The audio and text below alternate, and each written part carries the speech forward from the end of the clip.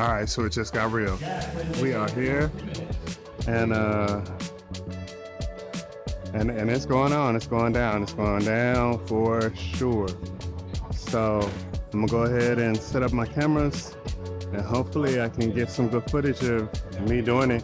I like the setup here. It's real compact, and everything is kind of in one little area. So hopefully I can get my camera set up in two good areas to where I can get most of the events recorded. So we'll see how it goes. All right, here we go.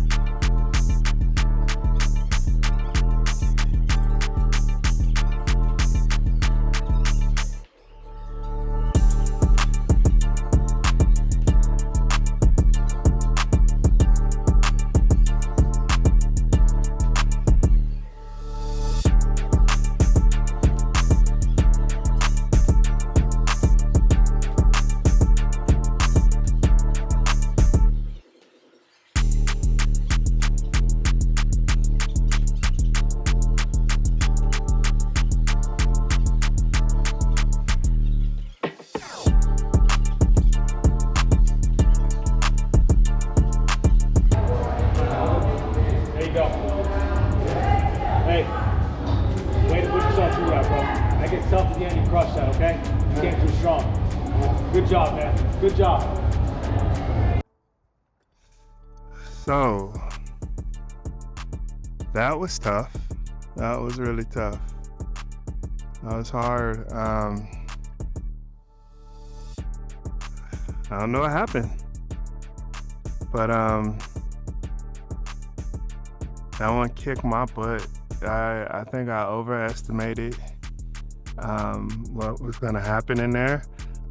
I was very nervous, throughout the whole process. Obviously, you've seen, through the video, I was very nervous, and at the end of the day, I can't be mad at myself. I went in there and I did the work that I thought was gonna get me through that challenge, and it did. So, we did it. We did it, and that's what I'm talking about. Yes, it was hard though. It was very hard. Nothing comes easy. Nothing worth anything comes easy. Each of the zones, they were like I remember it. And the good thing is with these zones, each time I do it, they're getting a little bit more. I'm able to do them a little faster. They're not getting easier, but I'm able to do them a little faster. I'm able to maneuver through them, except for that first one. That first one always slows me down the most. Because of the fact that my foot is just still jacked up, and it still hurts to do that lunge, at least on the right foot. It hurts to do that lunge on the right foot.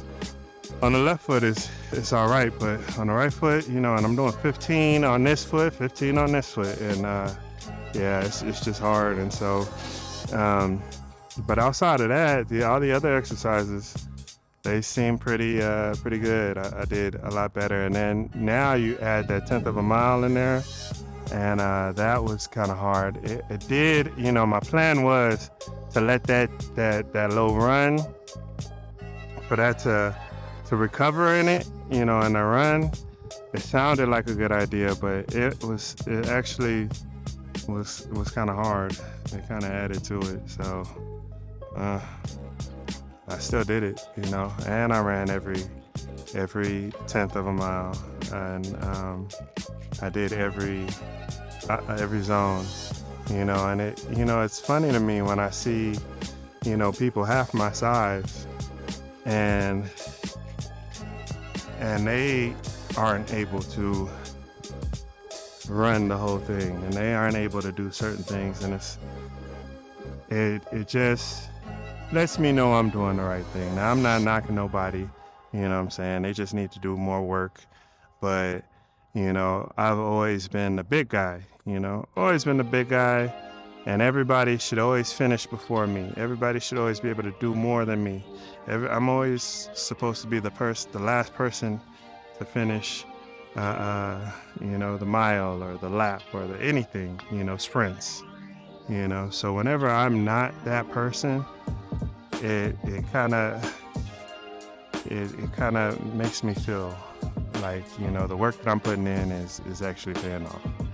So, and it shows me that this is actually hard. If this person is walking, and I'm, and I'm running still, then this must really, really be hard. And I must have really done a lot of work in order for me to still be running. So I guess that's how I look at it. But yeah, this is definitely a testament to the work that I've put in. From the beginning of this journey, I never thought that I would be here. This all started as an idea. Way back in probably like 2017, it all started off as an idea. I was on YouTube and I saw people doing their thing, and I wanted to motivate people and I wanted to inspire people, and I was losing weight at the time, and I think I put my focus too much on everyone else, and that kind of killed my dream. And it wasn't anybody's fault but mine, but because I was looking for everybody to join me and to come do this, and I thought I was going to be a not sensation, a YouTube sensation, and people were going to see me losing weight and they were going to jump on board and it was going to be great. it didn't happen. And then even the people I knew who, wanted to, like, I was on Facebook and people be like, oh, you're doing this, I want to do it. And they wouldn't show up, and it hurt my feelings, and I would stop. And I ended up stopping. And I never really got back on track after that. And so from then on, my YouTube kind of just went up, down, all around, did podcasts, did, reviews of technology stuff, and, the whole time gaining weight, sometimes losing weight, gaining weight, having weight loss journeys here and there. It's just been a long journey. And so for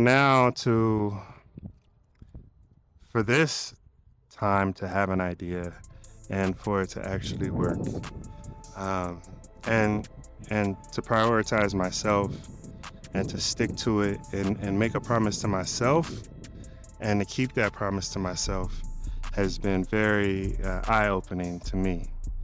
To not focus on everyone else, and I give everyone the option.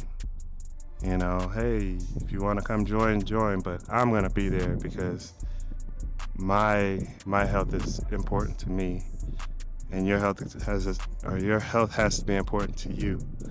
And it's been very good, and I really like it. I really, these Spartan DEKAs, they started out as an idea like a couple months ago, really.